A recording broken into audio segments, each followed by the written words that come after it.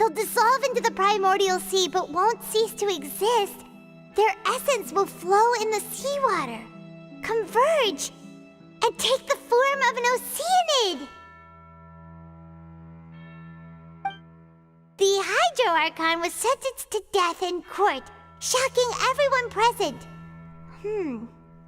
Perhaps this means that her sin was actually Fontaine's original sin.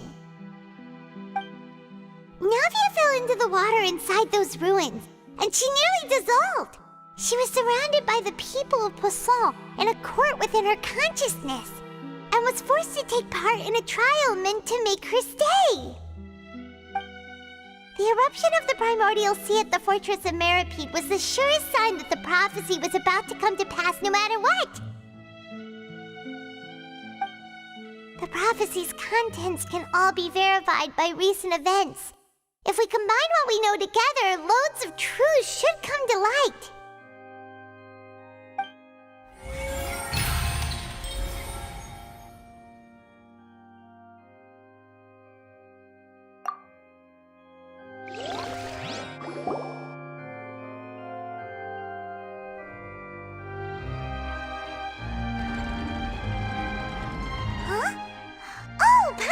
It now, so that's how you can make sense of it.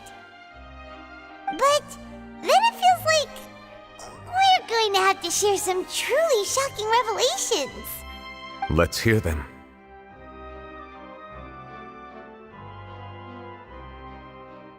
Incredible! Linny, did you hear that? We're not real humans. All Fontainians were originally created by the late previous Hydro Archon, with oceanids as their basis. The evidence for that can be found in how only Fontainians could dissolve in primordial seawater, and how all the girls Vacher dissolved were also turned into oceanids. Oh, and according to Navia, when she was about to get dissolved, she also saw everyone gathered around for a trial.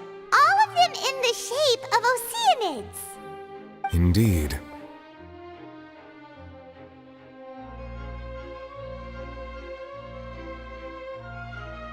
Yeah, and it follows from the content of the first slate that she probably angered Celestia by creating humans without prior permission. That could also explain why the Oratrice judged the Hydro Archon to be guilty. It's to account for that ancient sin. The Hydro Archon's true sin was creating us? And yet, after many hundreds of years, the Hydro Archon's creations have turned around to try to judge the Archon within the Opera Epiclese. The twists of history are often the most unexpected of all. Yeah, isn't the image here just like when Navia fell into the sea? So wouldn't it be trying to show the image of the Hydro Archon also falling into the sea once the prophecy has been fulfilled in the fourth slate? In the end, the people will all be dissolved into the waters, and only the Hydro Archon will remain weeping on her throne. Only then will the sins of the people of Fontaine be washed away. Did Paimon get all that right? You've made some keen deductions. I must say, given how much you still don't know, it is impressive that you've already managed to connect so many pieces of the truth. However, while you were able to decode all the information on the slates, they've also been etched with an additional layer of hidden information using a different power source.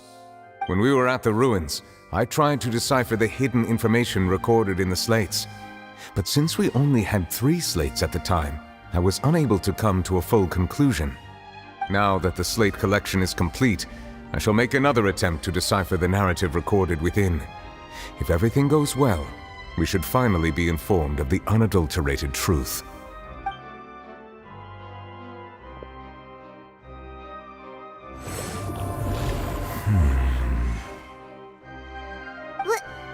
Well? Did you get it? I believe I should share this truth not only with you, but with all the people of Fontaine as well. I will try to briefly summarize it for you.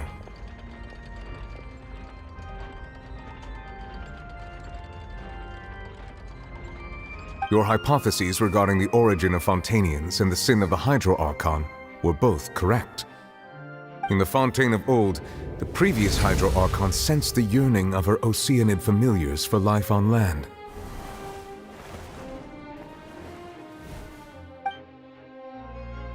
The Oceanids were enamored with the beauty and romanticism of human beings, and wishing to have those experiences for themselves, expressed to the Hydro Archon their desire to become of a similar kind.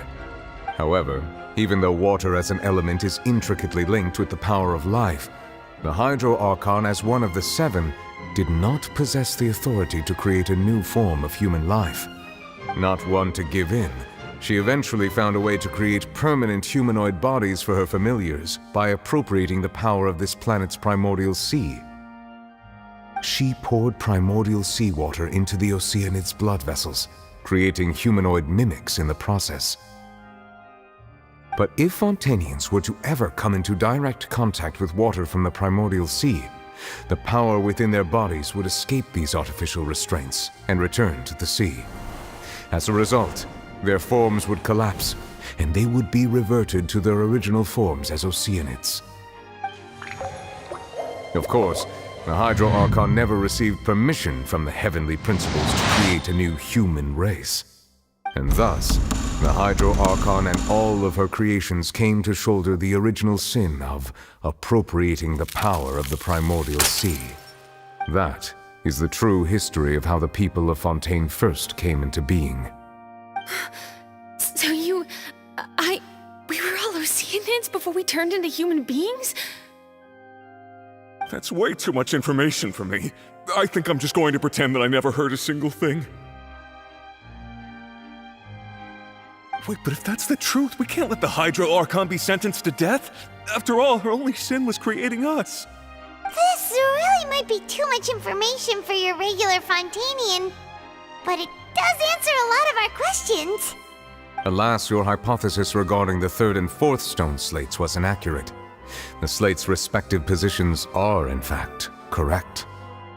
A key point of the visual on the third slate is how all the individuals depicted in the water are humans rather than Oceanids. They have not been dissolved, which implies that the water depicted in this slate is not water from the primordial sea. The nation of Fontaine is the nation of Hydro, as well as the nation of trials and justice.